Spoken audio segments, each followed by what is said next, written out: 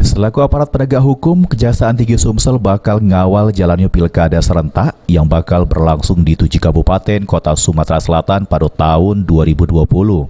Di mana kagetnya Kejaksaan Tinggi Sumsel bakal berkoordinasi sama dinas terkait lainnya yaitu TNI, Polri, supaya pilkada di Sumsel pacak berjalan aman sama sukses tanpa adanya konflik apapun.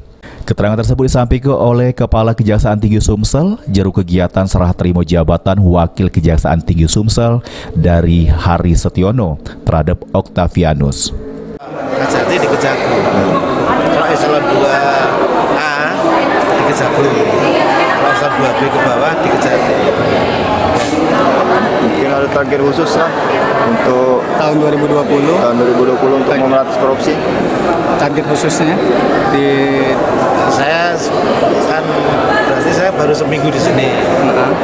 Saya juga baru melatih bakat dan para asisten, nantinya ada asisten juga yang bergantian juga. Oleh karena itu untuk target saya sekarang ini tentunya saya mau melihat dulu bagaimana selama ini. Tentunya di zaman sebelum saya Pak Sugeng tentunya sudah bagus.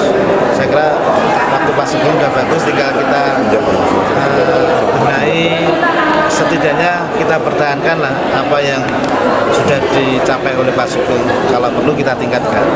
Program-program yang kita siapkan apa itu? program-program yang bisa siapkan untuk memberantas kita korupsi. siapkan adalah ini sebagai penggarisan dari pimpinan bahwa di tahun 2020 ini mau ada pilkada. Yang saya dengar di Sumatera Selatan adalah 7 kabupaten. Oleh karena itu kita tentunya sebagai aparat penegak hukum mendukung pelaksanaan itu dan tentunya mengamankan ada pelaksanaan pilkada itu berjalan lancar. Selain terkait masalah pilkada serentak, Kejati Sumsel bakal terus berupaya ngelaku ke pemberantasan korupsi yang ada di Sumatera Selatan, sama ngelanjut ke program yang lama dari Kepala Kejaksaan Tinggi Lamo. Abidin Nurwanto, PAL TV.